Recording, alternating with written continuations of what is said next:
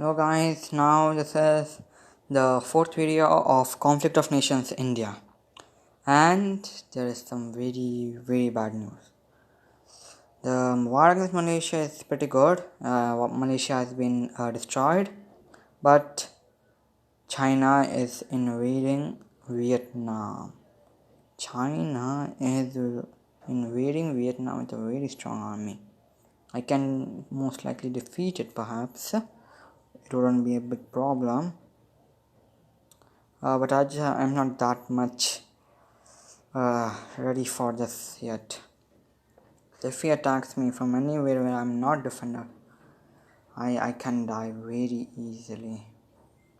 So I haven't intervened in the war personally yet, but I have sent my troops to defend a few cities and to go into the Vietnamese area, so that we'll be able to defend it. The Chinese even have ships, they have bombers, they have everything as if it was planned way before. The same equipment that they had when they were fighting Japan. Okay. And I have left the Asia Force. I'm leaving, and in 7 hours it will be done. So then I'll be joining this ANZAC to Australia and New Zealand. So once that happens, then I will be asking Australia to send few troops into China. I think that I can take care of China from the home. From the land, but from the sky, I have just began making the aeroplanes, the air superiority fighters, and I don't have any ships, but Thailand has one ship. So it would be pretty easy. Let's just check. Yeah, okay. It is just occupied today. They are not annexed yet. So it will be very possible. So what I have seen is that this level 2 air base is there in Larsha. I have a very strong battalion here. I can go and conquer that. I will do my attack, but I will do that on day 10. Whereas Vietnam is directly done. He is going and capturing a province just to threaten him. And he is using his aeroplane. He still has his aeroplane.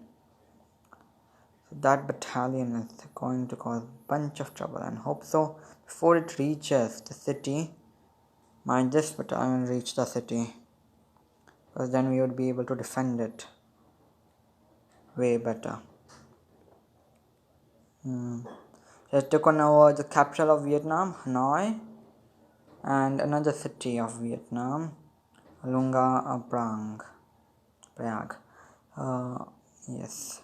So I don't have much of a big plan for now, because don't want to declare war against China yet. Because I'm also thinking about myself for now. So here we are mobilizing the air superiority fighters. They don't need any supplies. So that's the best thing in the world. In 20 hours in the next day, on day 10, they will be ready. And then I'll declare war and I'll attack the city of Lasha. And then I'll having a good stronghold here, and will be sending this battalion over here, conquer those provinces, and to make him frustrate. And my army, which is stationed in Myanmar, I'll be slowly sending them and trying to make Vietnam back again, and then we'll be going into the Chinese territory and taking out China. Yes, guys. So that is the plan, because in this side, in the eastern front, where there is no water for China, there China can't use this navy, and there is just one airbase as Lasha, level 2 airbase. So it would be easy over here, but once we will start going to the coast, his coastal cities where his capital is Beijing. It is a very strong capital. It has a level 3 airbase all the way to level 3 airbase. It's very hard to get. Very time taking. So, guys, now let's just see what happens ahead. Guys, now it is day 9, about the end of day 9, and I have declared war against China, and I'm heading to Lhasa. And the more interesting thing I see is that Lhasa being very near, it will take a lot of time to go there. It will take 12 hours, and by then my plane will be ready to attack, and I'll create even more. So, and in the Thailand, the condition is being seen very bad condition. Many of the cities of Thailand have been conquered. Vietnam's home cities have been conquered, and now he will almost defeat Vietnam. Now, like Vietnam and I am not allies, but we have the right of way, and soon, hope so, I will be allowed in the ANZAC, the Australia's coalition. So this war against China is going to be pretty hard. Most likely Russia won't come in the middle of it. Why? First thing, this is Norway. So Norway and Russia are friends, looks like. It is because Russia is dealing problems with Ukraine over here, who is giving a very tough fight. And is still alive. From day 1 he declared war against Russia, and really has not made much progress, and still Russia will be fighting with them. So Russia won't intervene in us, but Mongolia may. I'll check with Mongolia, whether he even is a country.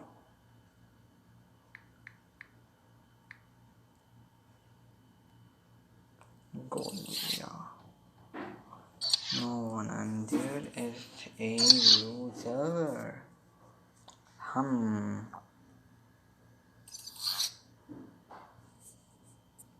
Okay.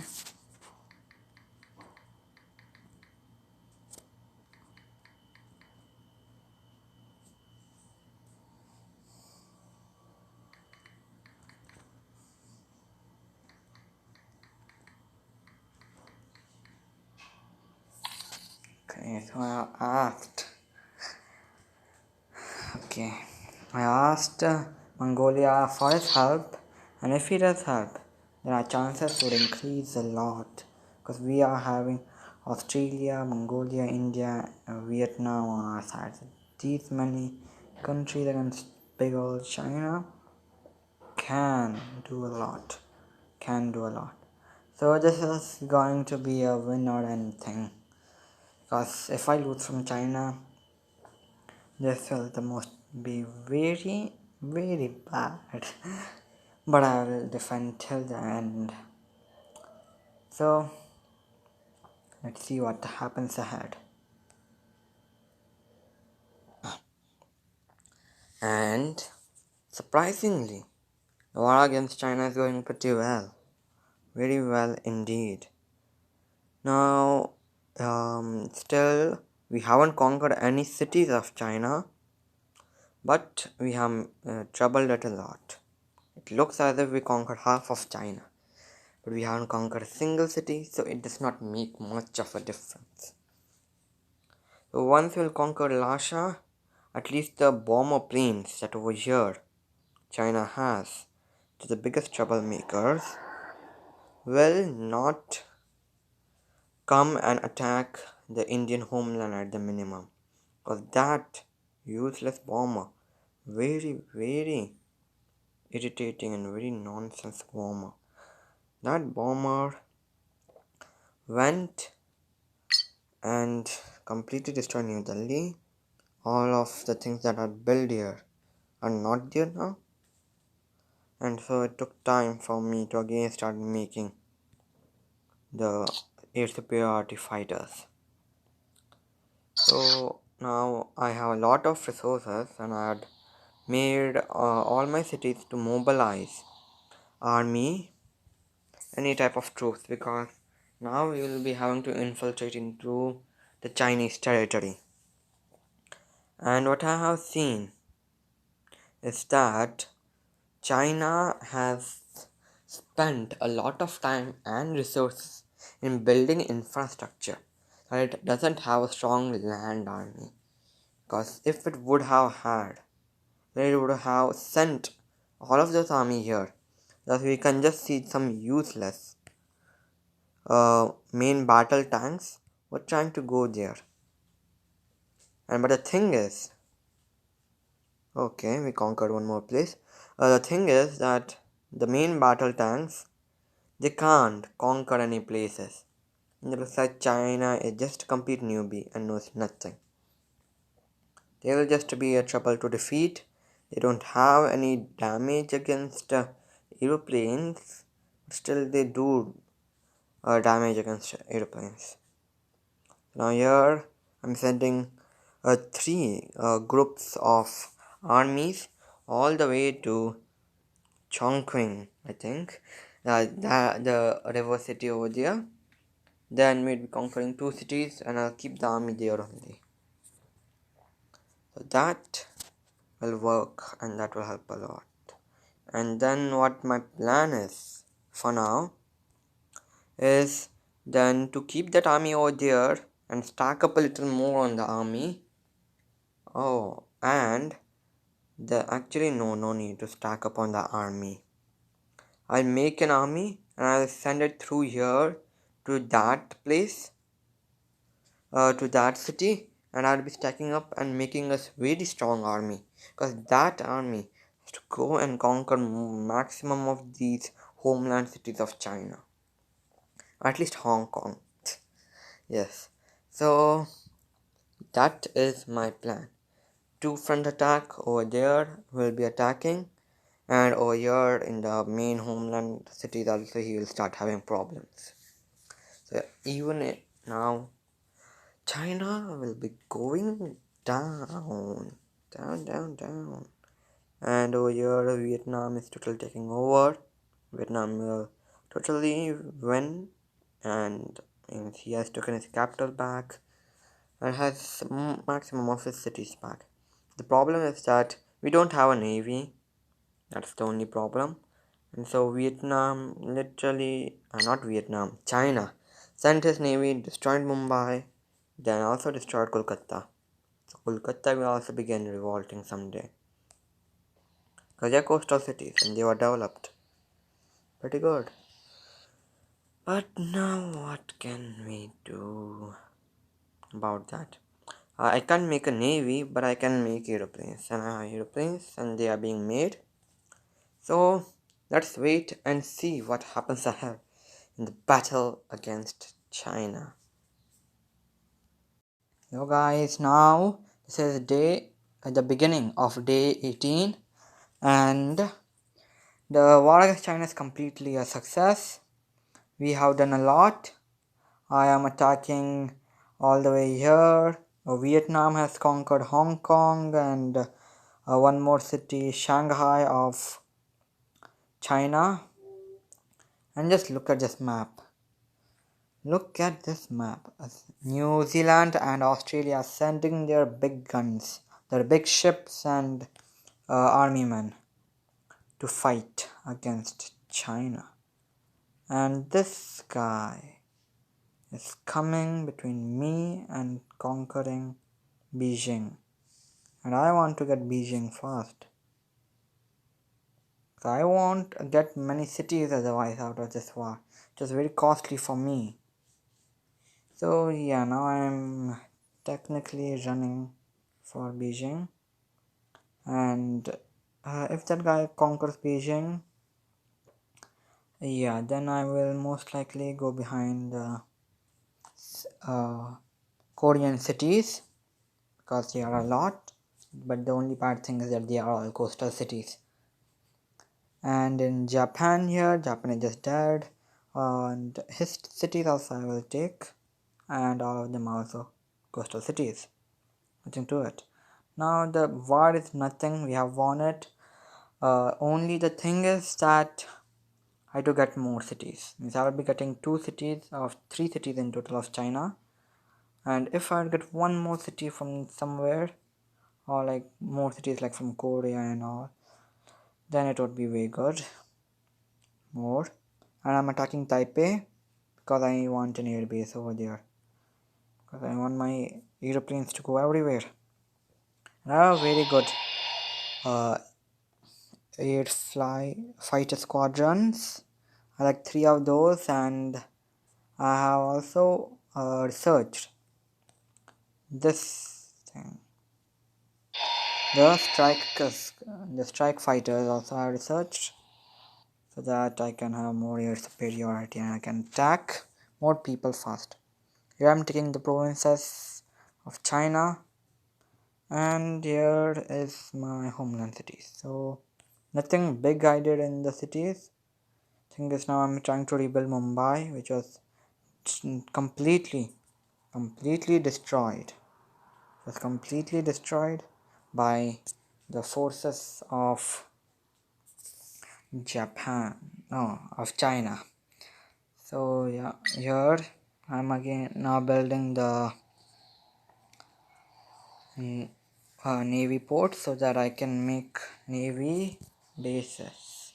I can make more navy, and I researched the fighters and fighters, both of these, and yeah, I am researching the engine upgrade for the armored vehicle and also the Caution class destroyer, because I have no navy, not at all, so I would like to have more navy, because sooner or later once China is defeated, our next enemy will most likely be the Middle East.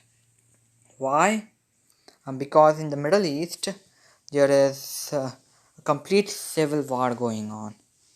Just look here. Before all, Egypt and Syria, Saudi Arabia, Iraq and Iran, they all were in a coalition of the Middle East.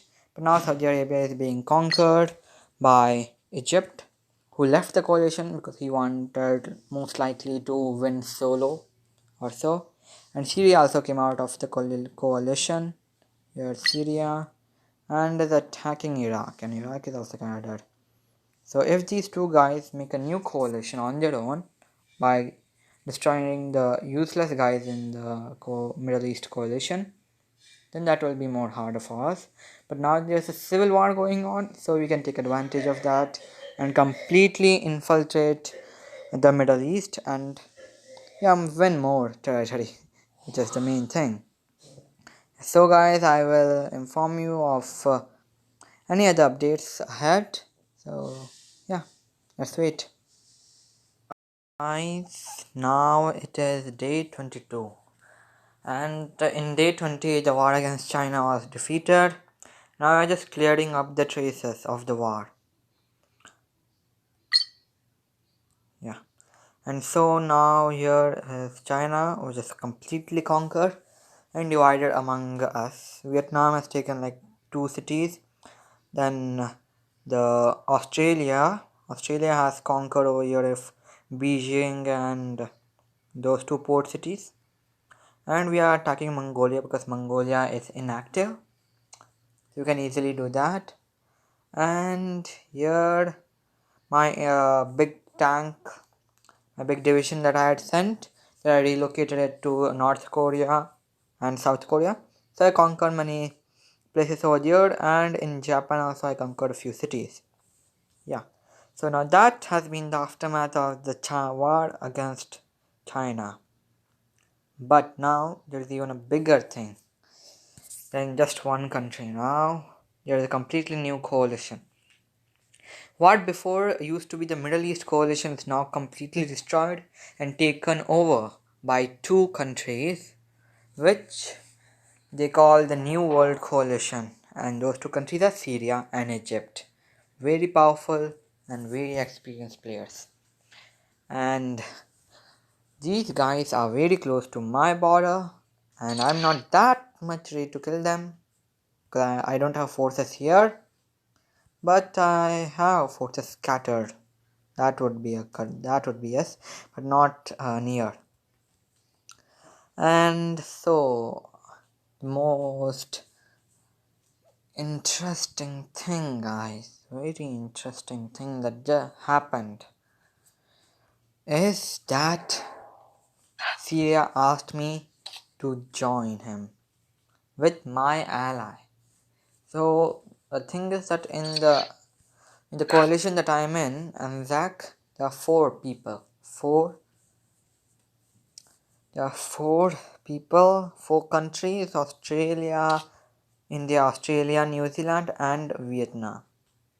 So it's not that one of us can't come if we will be joining the coalition, which has only two people. And if we will join the coalition, we will win. There's no doubt in that. We will win because they are the one of the biggest coalitions, 1000, and we are also right under them. Right here, we are just 993, and after destroying Mongolia, we will get 1000. We'll hit 1000, and we'll be very near the new world. So either we'll be fighting with them, or we have to betray one of our friends and join them. And now what to do about that? It's not decided just yet. And yeah. So by now I have discovered I have researched many things. Conquered Kathmandu as well, Nepal, and like many cities of China and Korea and Japan, and now here Mongolia as well. So here we have a very big. Yeah, it will conquer nearly like half or 1/3 of Asia. If you'll cut the Middle East, we have conquered like almost half of Asia. That's a lot, and now we are either will be fighting them or allying with them. So that everyone will get to know in the next video. So stay tuned, and this will be the end of the fourth part, I think, of Conflict of Nations India. Hope you enjoyed. Thank you.